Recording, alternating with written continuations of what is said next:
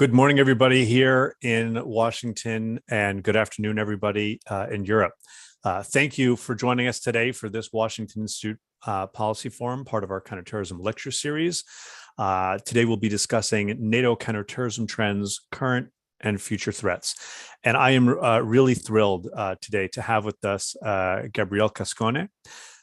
Gabriele spent the first part of his career as an officer in the Carabinieri Corps and then joined the NATO International Staff, where he currently heads the Counterterrorism Section, which sits within the Emerging Security Challenges Division at NATO. The main focus of his NATO career has been the Middle East, North Africa, and the Western Balkans. Gabriele, thank you so much for joining us today. We will hear from you first, and then I'll ask some, in my own mind, very insightful opening question to kick off the Q&A, and then we will take questions from the audience. If you are joining us on the webinar, you're welcome to submit those questions directly through the Q&A function, which you can find at the bottom middle of your screen. And if you're participating through YouTube and watching this online, you're also able to ask us questions, and welcome to do so by sending your question in an email to the email address policyforum@washingtoninstitute.org. Policyforum, one word, @washingtoninstitute, one word, .org. Gabriele, thank you so much for taking the time to be with us today. Let me turn it over to you. Thank you very much, Matt. It's a real pleasure to be with you today, and thanks to all of those who are joining us. I will immediately start by sharing the screen for a small PowerPoint that I've tried to prepare. So I hope it will work properly, and I hope you can see it properly. We have it. Oh, that's great. Thank you. There is always that moment of terror just before you turn it on to make sure if it's going to work. So what I intend to discuss with you today and with the audience is where we are at NATO on counterterrorism, what NATO has been doing, what has been the evolution, and like you say, what we can see as the future trend. So let me first go straight to the next slide. And there is no doubt that the turning point and the key date for NATO and counterterrorism is 9/11. I know this statement could sound as very, almost overdone, overused, but it's very interesting that as I was preparing for this presentation, I went back to the strategic concept of NATO that was in force at the time.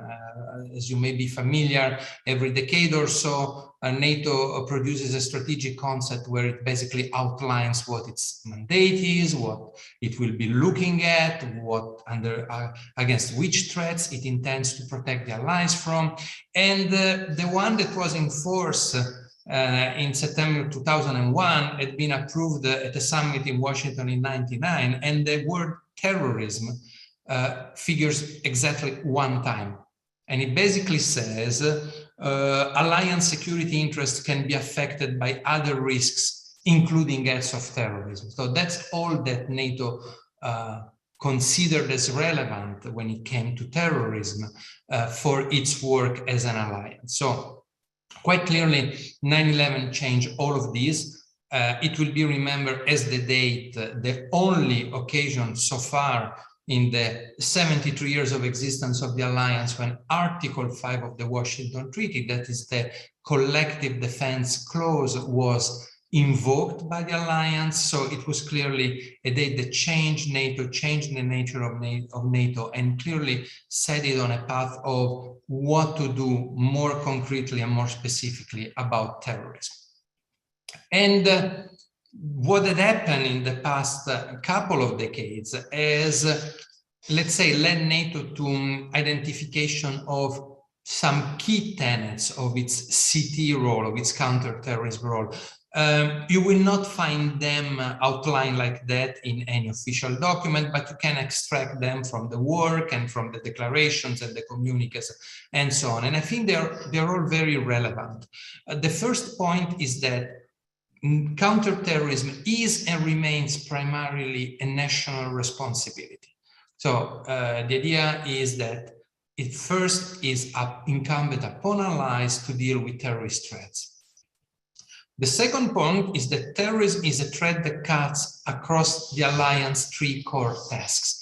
I mentioned before the strategic concept, the latest one, which is from 2010, sets three core tasks for the alliance, which are collective defense, crisis management, and cooperative security. And terrorism is a threat that can present itself, and that it is a cross-cutting issue that needs to be dealt with in the framework of all of the three core tasks. And I will further develop this thought later. The third point is coming from the idea that counterterrorism is primarily a national responsibility, is that NATO contributes to the international community's fight against terrorism, so it doesn't see itself as the single frontline agency against terrorism, and that it contributes to this international effort where it has expertise and in cooperation with international partners, be them nations or under international organizations. Final point, the focus has been developed and found to be along these three main lines of effort of awareness, capabilities, and engagement. And I will explain further on what each of these three concepts indicate. This is just a bit of history since we started in 2001.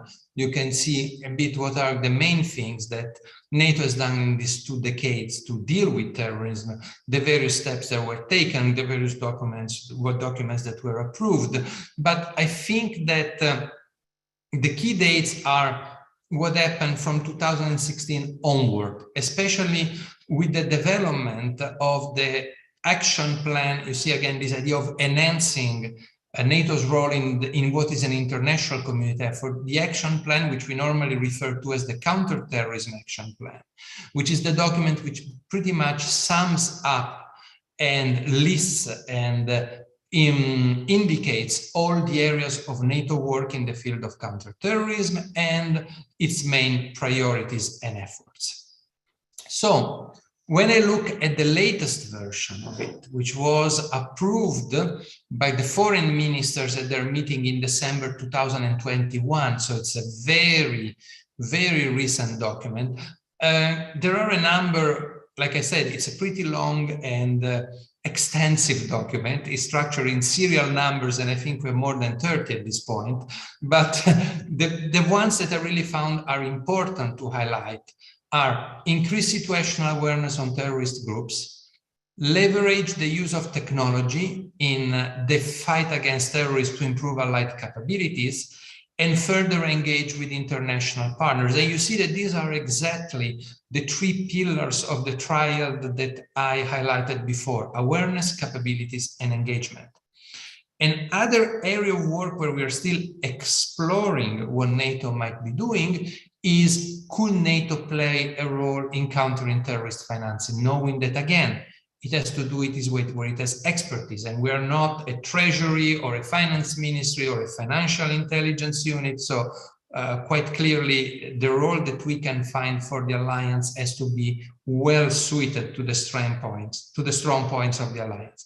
And then, of course, the final catch-it-all, you can skip it, continuation of ongoing work, that I think is a bit like when you have a job description that says that you will do everything else that is necessary.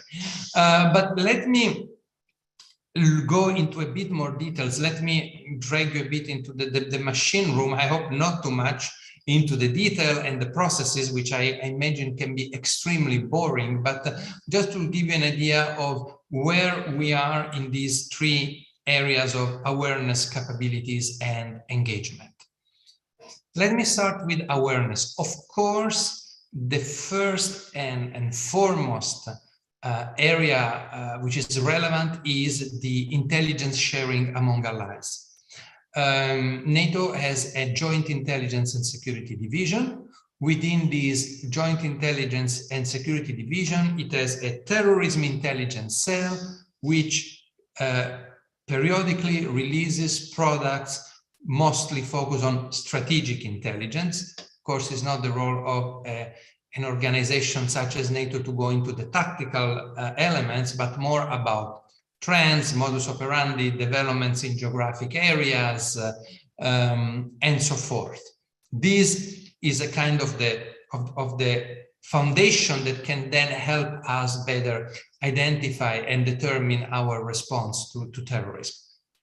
Another element of awareness on which we have been conducting some relevant work is that of the role of women in terrorism and counterterrorism, including a gender perspective. This is an area that has been little understood and little considered for many years, and we consider that, at least in terms of understanding the role that gender may play in terrorism and counterterrorism, there is more that we can do, and there are efforts that we can conduct to have a better understanding of this dimension. The third element of the awareness work is what we call the human security.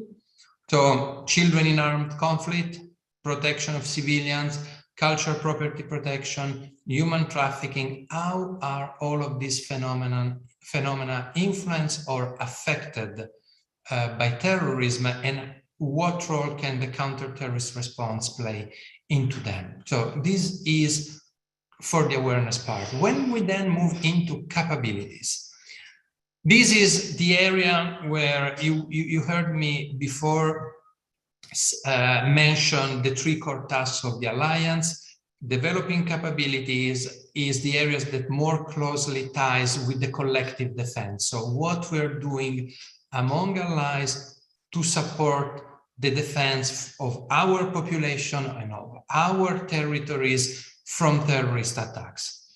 The first element that I would like to mention is the Defense Against Terrorism program of work.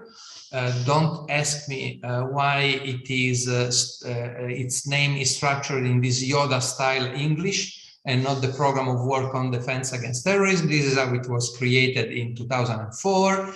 And this is specifically addressed at dealing with allied capability shortfalls, conducting technological research on counterterrorism efforts, and supporting the achievement and maintenance of technological dominance and interoperability. It very much focuses on technology. How can technological research support our work against terrorism? It deals with areas that, as you can see from the pictures, have to deal with elements such as counter-IED, protection of large body aircraft, protection of harbor. So all a series of areas where we have identified research projects that can be relevant then for the counter-terrorist capabilities of the allies. Continuing in this chapter on the capabilities, we have also conducted extensive work on countering UAS. The work in the counter-terrorism field, which in a sense is different, or it complements the work which is conducted in the more traditional air defense domain, is specifically related to low and small drones, the commercially modified drones, which are unfortunately and have become more and more one of the weapons of choice of terrorist groups around the world. So our focus is on commercially modified drones with do-it-yourself improvements, which, however, tend to present an increasing sophistication in terms of how they are developed and how they operate. So some degree of autonomy, command of control. You see that we use, and here I use this word with a lot of caution for those who may have a specific experience in this area of countering drones. We talk about multiple UAS. We don't like to talk yet about swarms, because swarms normally intending multiple drones with the centralized automated command and control are a kind of project or a research strand which goes beyond the capability of normally terrorist actors, but they use the rustic use of multiple UAS, even with multiple controllers. It's a reality that we have to consider and be ready to counter. So how do we go about developing a NATO effort on countering UAS? As I said, we have a working group. The working group has a program of work. The program of work is focusing in particular on 3 areas of work. Force protection of military forces, force protection of convoys, of compounds, boosting security at home, and bringing coherence to NATO's efforts. What I always like to point out when I refer to this area of work is that the first or the second document that we needed to produce was a lexicon, because we realized that everybody talk about drones, everybody talk about countering drones, but we were not really talking about the same things. The specifics, the kind of weaponry, the kind of countermeasures, we were talking about the same things with different names. So it's interesting that one of the first key efforts has been an effort on lexicon, that is a common language, and now standardization. So how can we bring all the different work which is conducted by different allies, and also the different command and control mechanisms for counter UAS countermeasures under some kind of common umbrella where any ally in a given NATO operation, for example, can plug in and be able to use their countermeasures to the greatest effectiveness. And moving on the issue of capabilities, another area to which we have devoted considerable attention and work is technical exploitation, which I think is one of the most unauspicious names I've always heard in my life, because people say, okay, but you exploit what, and technical in what sense? This is the official name. I normally like to refer to it as battlefield forensics.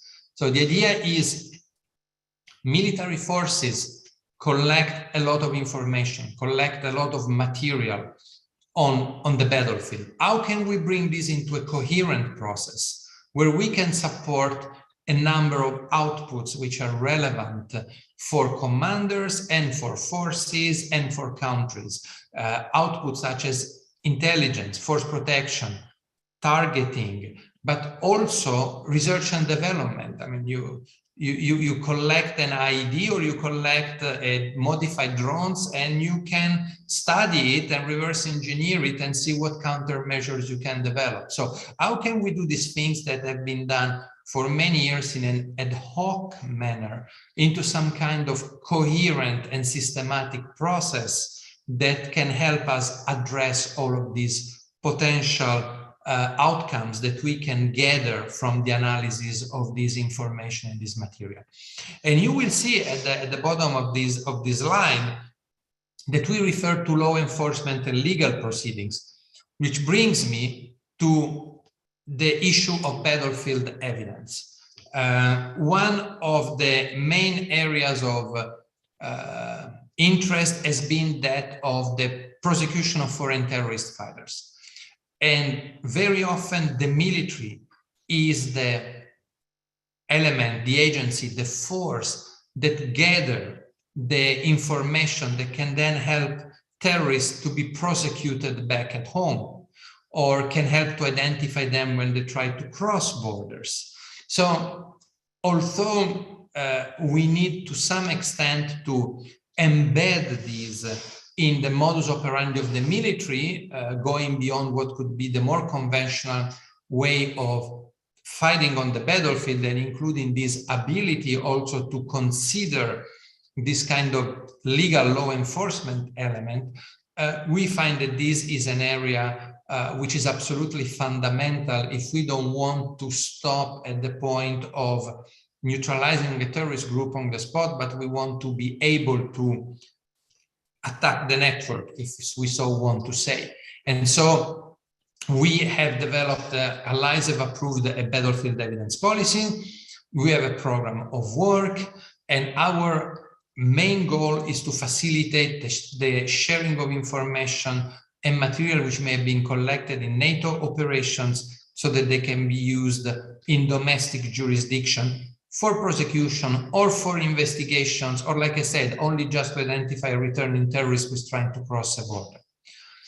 So these are the main areas of the work that we are conducting under the capabilities chapter, or at least I would say the most significant ones where we have been progressing and achieving results in the last years.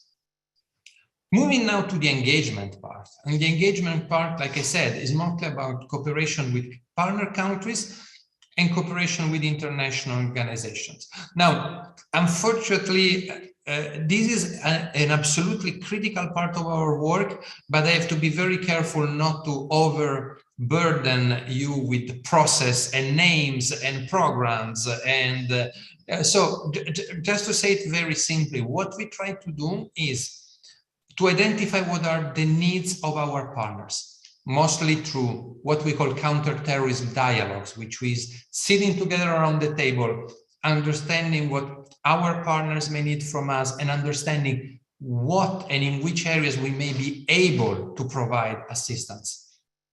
And then based on this identification of needs and identification of our capabilities and abilities, developing a program of training, of assistance, of scientific projects, of all the tools that we have at our disposal in the NATO inventory to provide this kind of support.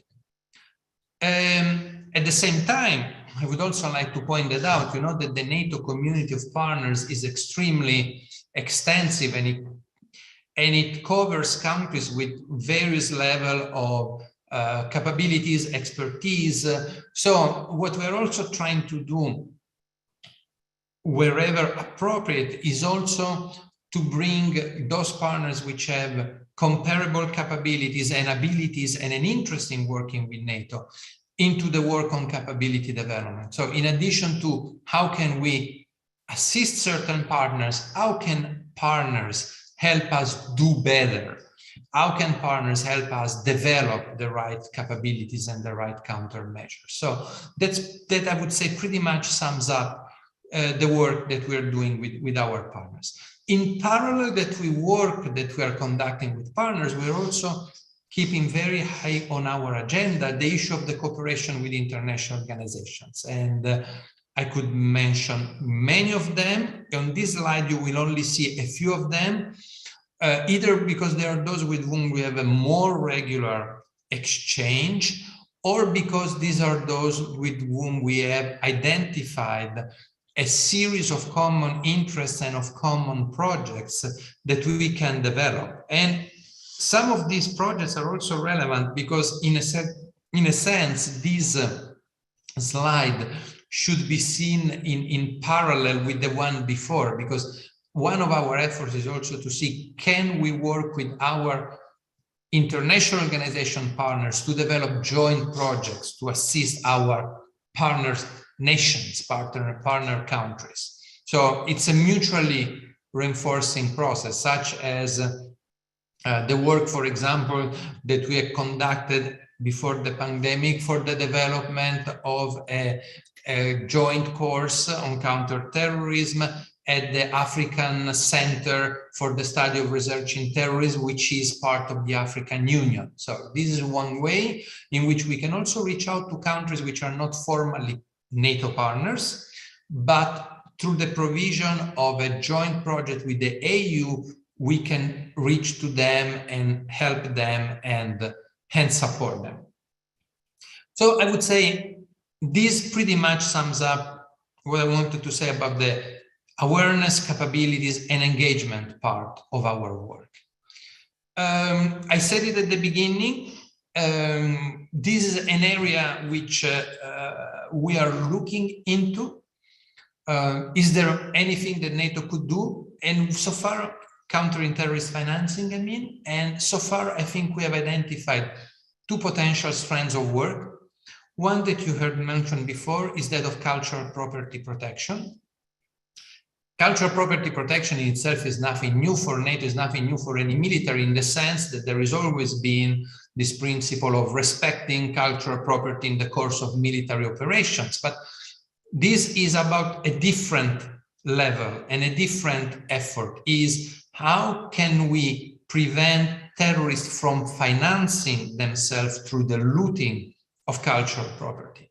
And we find that for some of the areas of operations in which NATO was involved, this has been a real problem. And so it's something that, again, we should get ready to include these into the work and the preparation for the work of our military and for our operations. And the second strand of work is the one concerning the potential acquisition of financial information in the course of what I mentioned before, of battlefield forensics activity. Of course, you could end up on a roster or a logbook which lists the sources of financing of a terrorist group or some unclear financial operations. And how can we share this with the appropriate authorities that can then prosecute or pursue further this line of investigation? And in that respect, we've had initial exchanges with Interpol, with the Financial Action Task Force and with the Egmont Group to see how could we bring a NATO element, even a small one, even a limited one, but how could we bring that element into the global effort to counter the financing of terrorist groups. This pretty much sums up what I intended to say until now, and I'm ready to take your questions, and I thank you for your attention. Super, Gabriel. Thank you very, very much. I think we can take down the slide. That was a fabulous introduction to our conversation. I'd like to take a step back. Got a lot of questions for you, and several more have come in. But I want to start not at 9/11, which clearly was that big moment, not only for NATO, but for all of us. But NATO clearly stood up with Article 5 very quickly.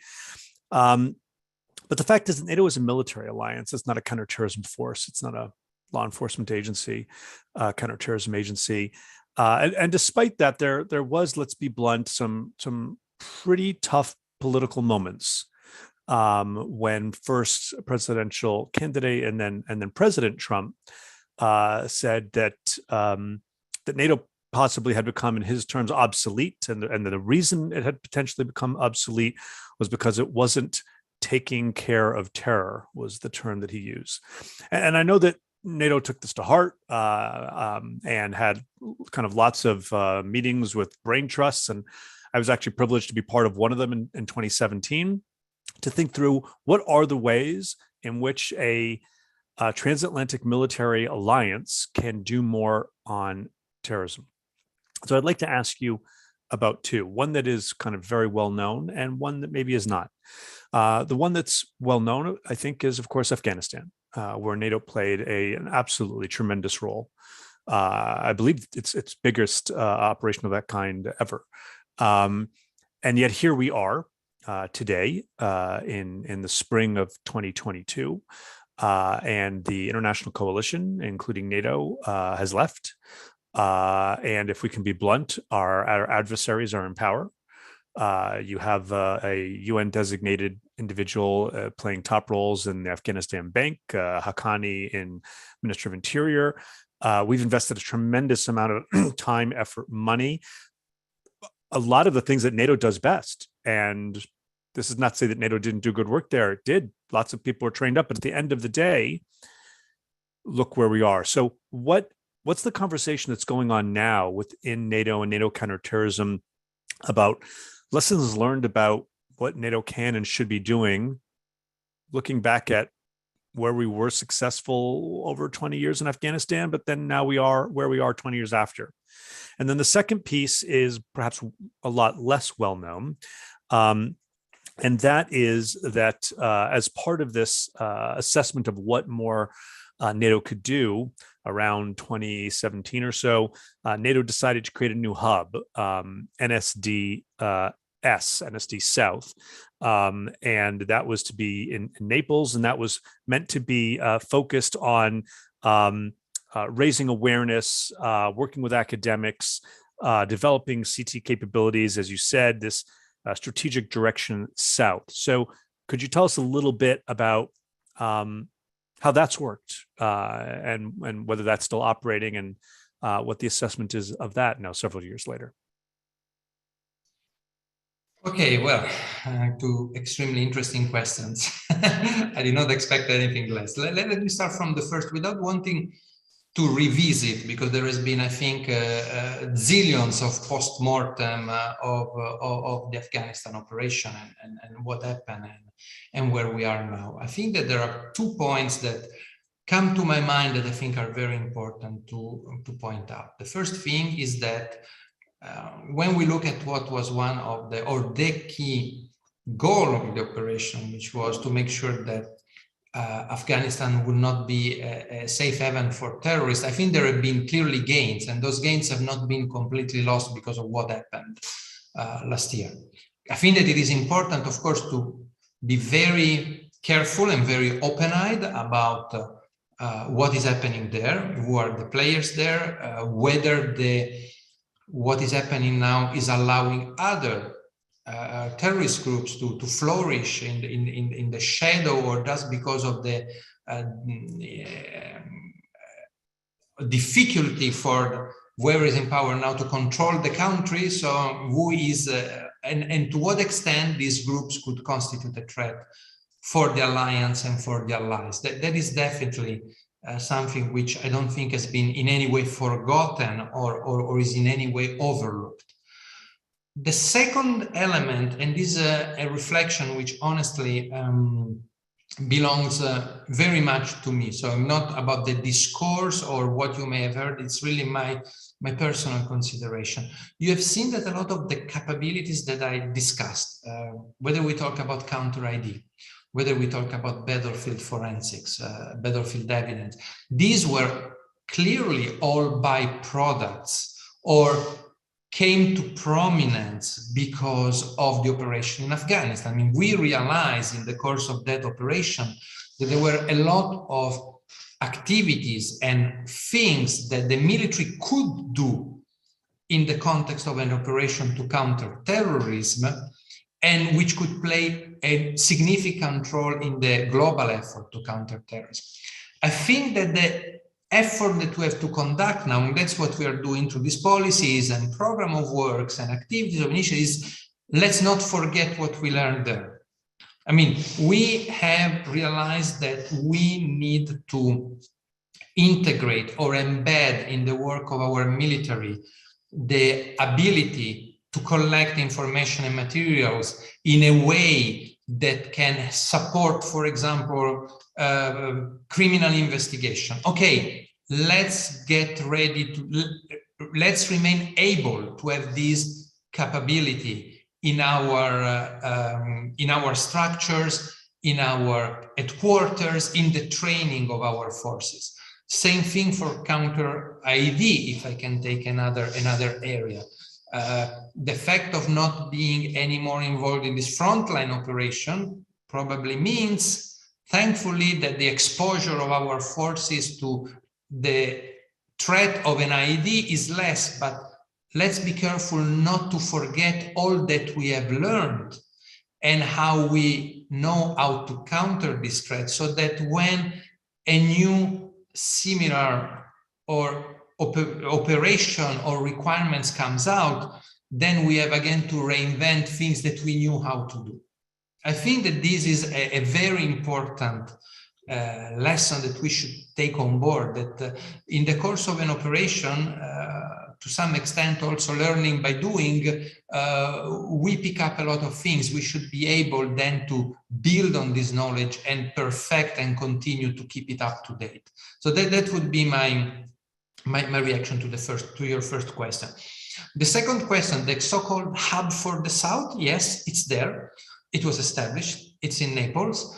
It has a number of tasks which relate to horizon scanning of the South, which relates to mapping what is going on in the South, also mapping what kind of even assistance projects are going on in the South, so that we can also better identify A, the threats, and B, the correct strands of efforts for NATO work and engagement with the countries in the South. So this entity exists, it provides its products, it works in close cooperation with us in Brussels, with the NATO military structure. So it is there, and I think it's playing a role of having a constant eye towards the reality in the south of the alliance, which I think is very relevant. So let me follow on those two questions combined, and I'm going to try and loop in a few questions at a time here into one question so we can get to everybody.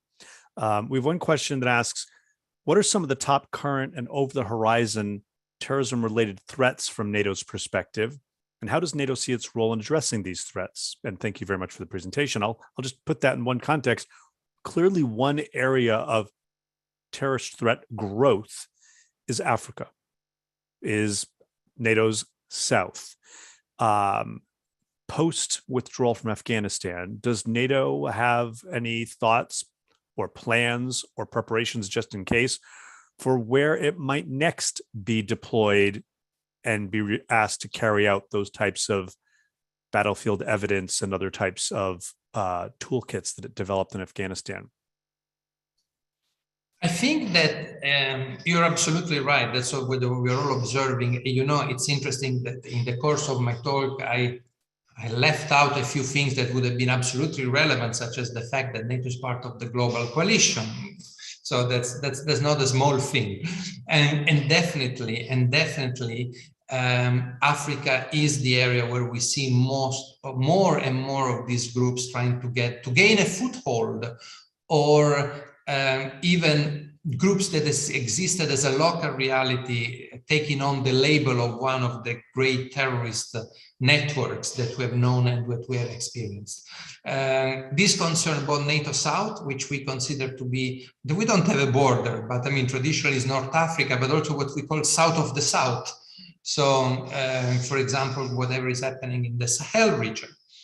I think that at this stage, our main area of effort is about improving the capabilities of our partners in the region. So is not so much an issue of direct involvement or deployment, but is much more an issue of how can we strengthen the counterterrorism capabilities of the countries which are directly affected by the rise of these terrorist groups. And this is, for example, why we have counterterrorist work with all of our Northern African partners. We had this course that I mentioned with the African Union. We are looking into how we can better cooperate with the UNOCT office in Rabat. And we had a series of discussions on how, through which form we could engage in support, for example, of the G5 Sahel countries. But we also have to be very aware that, like many used to say, this is a very crowded security space. So I'm just throwing another organization or another deployment in itself has to be balanced against what are we trying to achieve and what are the challenges and how best we can help those countries to answer to the terrorist threat that they are facing. So my reply will be that at this stage, our work is mostly focused on the support to the partners of the region, on the support to African countries through cooperation with the AU and the UN and joint projects, and also trying to understand, again, what NATO could profitably and helpfully do without just being the 100th security actor in the region. Yeah, I would imagine that on the Africa account in particular, there are at least some who would like to knock on your door as France is reassessing, Barkhane, et cetera, and that's a problem set that's not going to go away. I'd like to follow on to this question about the over-horizon terrorism-related threats. One hotbed of militant activity and tragedy that we haven't discussed yet is Syria. And to my mind, Syria is particularly important for NATO because NATO is literally a frontline country along this long border with Turkey. What role, if any, has NATO played in Syria? Is there conversation about NATO doing something more? Is it primarily an issue of the border? Where did NATO and Syria intersect? I think that the position that the alliance has taken was reflected by, like I said, its joining of the global coalition against Daesh in what we said is a non-combat role. So it was support to ISR through the OWACS, support to the training of the Iraqi security forces through the NATO mission in Iraq. Again, I would say the main international actor in this moment, and we go to the issue of contributing and enhancing in that space, has been the global coalition. So where NATO has seen its role very much now, until now, is to be a contributor, is to be a player, is to take areas of work where it can help, such as I mentioned, for example, the NATO mission in Iraq, rather than trying to substitute or create new mechanisms. So this I would say is how I would qualify and portray the situation at this stage.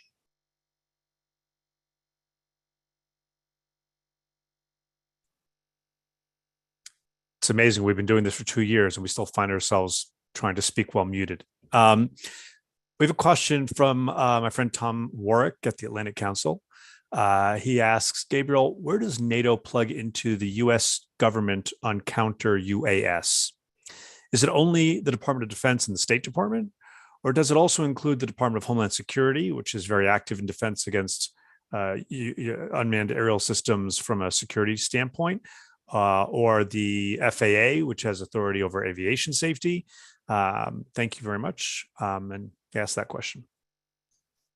Okay, where we plug in is correct. The first port of entry, I would say, is largely to the Department of Defense. For example, we have extremely good and constructive relations with the Joint Counter-UAS Office in the DoD.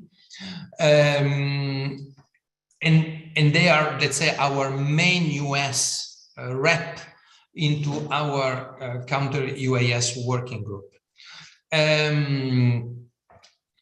When it comes to, so that's specifically for the US, I would like maybe a bit to enlarge a bit or to broaden the response to say, for example, when it comes to cooperation with international organizations, and especially when it comes to how we're looking at the counter-US threats, such as it could be in Europe, then there is also a lot of work that is done, for example, with the various EU institutions, the Commission, also with the Eurocontrol, because of the issue of air traffic management, because what we realize is that the counter-US threat is a threat that sometimes is a security threat, is a safety threat, is an air traffic threat, and sometimes when the drone shows up in the sky, you don't know which of the three it is. So it's particularly important to be able to work together.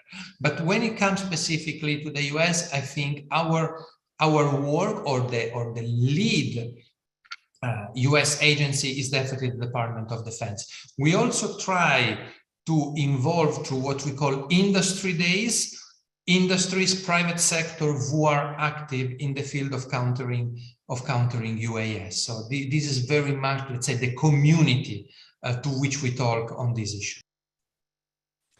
So while we're talking about drones, and you were talking in your opening presentation about your work with partners in this space, and given your background on Middle East, North Africa, is there any conversation or is there currently any action in terms of NATO's work in this space with partners in the Gulf or elsewhere, given the fairly sudden over the past couple of years, really year and a half, really spike in not just surveillance, but also armed drone activity in the region, in the Gulf, in the Levant.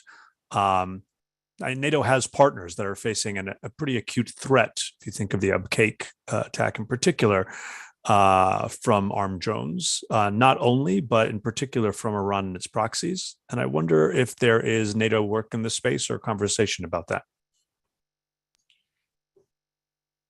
Well, the simple question would be to say yes. It's actually a bit more complicated than that, in the sense that you saw where we placed the counter UAS work, in which part of our work we put it. This is the work in support of allied capabilities. But it would be, especially with those threats that you mentioned, it would be naive not to expect that partners then can come knocking at our door and say, okay, but how can you help and assist us? Again, I think that there is very interesting work that can be done. But I think that it is important to do the right thing. What I'm saying, for example, we don't procure counter UAS equipment, but we can conduct research, identify the most effective one. We are starting to conduct, under the authority of the working group, tests and exercises to test different countermeasures, having some red teaming and see which devices work better, and also for which kind of drone. So in terms, for example, of providing advice, developing responses, developing countermeasures, that is something where I say we could definitely respond to the request of partners. Different issue to be careful if there is a partner which has procured the 1,000 counter UAS jammers. Well, that's not really our role to provide the 1,001st. And also, we should not ignore that there are also partners which have the capabilities which are comparable to those of the allies. So we are also trying to bring a number of partners in the work of the counter UAS working group, because their knowledge, their devices, their systems, their national architecture sometimes even is definitely nothing less than what allies or most allies have developed. So again, we are trying to work on the two levels, bringing in the expertise of the partners who are willing to be part of the common effort and being ready to respond, but knowing that our role is more a role of helping to identify solutions, providing the right advice, but not being the suppliers, if I may put it so. Yeah, and it strikes me that this is one of those areas where it's not just a question of how NATO can help allies and partners, but how allies and partners can help NATO when you have states that have pretty high technological capabilities, say like Israel, and are partnering now with countries that have financial wherewithal, say the UAE, both of which have faced pretty acute drone threats. You have a situation where there are partners who could be pretty helpful to NATO, it seems to me. I can't have a conversation with you about NATO counterterrorism without asking about Iraq, which is a long-time mission, an ongoing mission. Can you tell us a little bit about NATO's mission as it pertains in particular to counterterrorism in Iraq, and how that's going? Yes, well, NATO mission in Iraq is definitely has its main focus on the training of the Iraqi security forces. It is a mission that to some extent is more focused to some extent on some tactical training, to some in certain respects, more than on the strategic and policy level discussion. It is my understanding that it is progressing well. There is always been this discussion, which is still a dynamic discussion ongoing. Should NATO or should some of the training activities conducted under the coalition be subsumed under the umbrella of the NATO mission in Iraq? And it is my understanding that it is our intention and it is our goal to expand the work of the NMI. Of course, the pandemic has not helped. Of course, the security situation has not helped. But it is there, and it is a commitment which I think elicits no controversy or no discussion among allies. I think that we are definitely committed and see this as one of the important roles that NATO could play in support of the global coalition.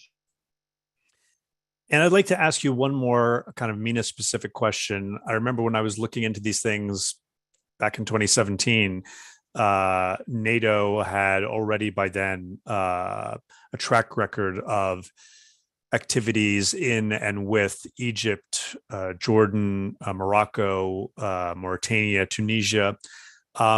Where would you say today in the MENA region NATO is most active on counterterrorism issues?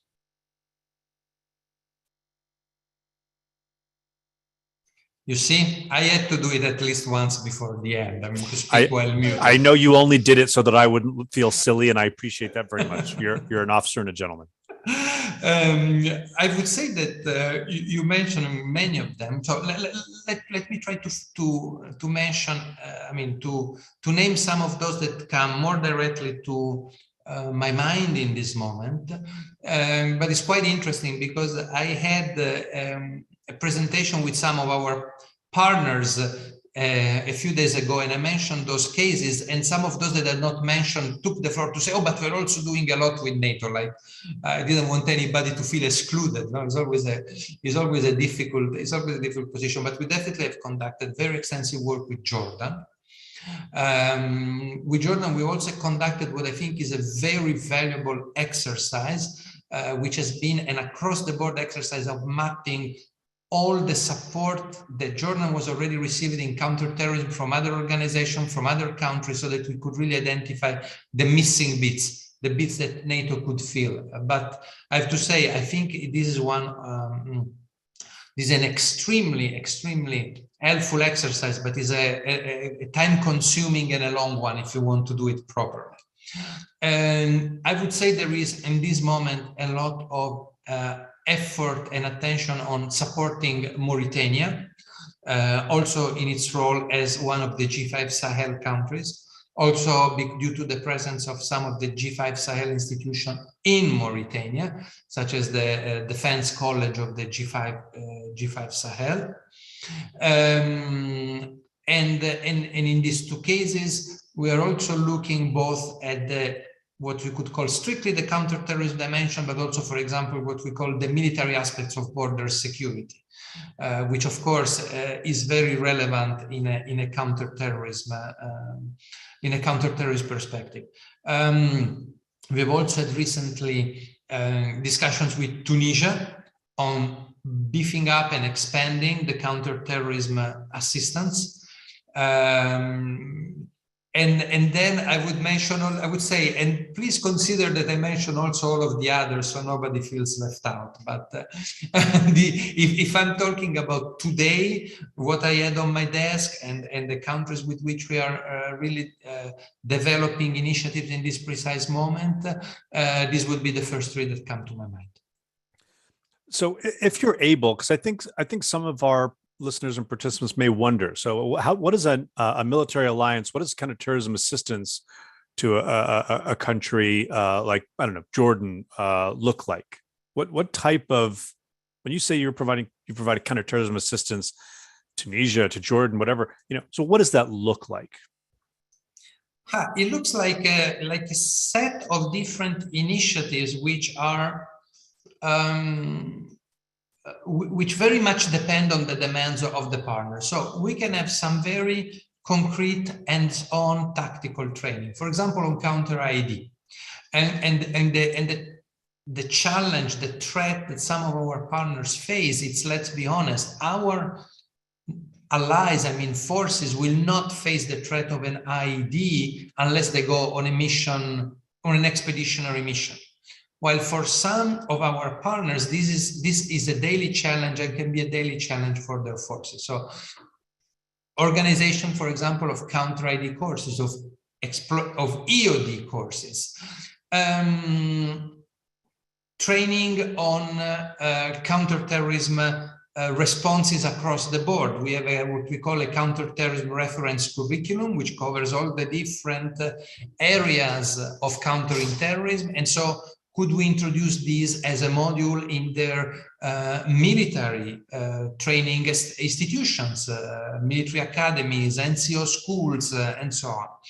Another element in which we are putting a lot of effort is what is called whole of government approach, or if we want to speak, I will not say in plain English, but more simply, interagency cooperation.